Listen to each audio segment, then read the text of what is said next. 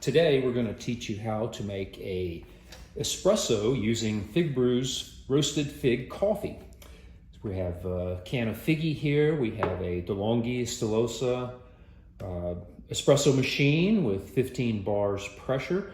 We have their portafilter with a double shot here on the table, as well as a glass of water. And one of the things we'll have to use are these AeroPress filters. So the particle size distribution of the Figgee is much larger than for coffee. You have not just the normal grounds, but you have the grounds that are much smaller and much larger. And so if you use without a paper filter in the portafilter, what you're going to end up doing is clogging up the little holes in the bottom of the portafilter, much like you do when you use just very finely ground coffee. So to prevent that, we'll use these espresso filters. And so these can be had very cheaply, less than a penny each.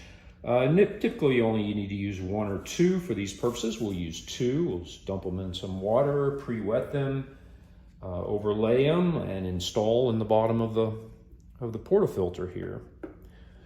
That allows the paper filters to form-fit the bottom of the portafilter pretty easy. And we'll use Figgee here. You just know not necessarily to fill it, since it's more concentrated. You use typically about half full for the portafilter is plenty. We'll install it on the DeLonghi, which is up to temperature and ready to go. And then everything else is just the same. Turn it on and wait for that delicious espresso to come out.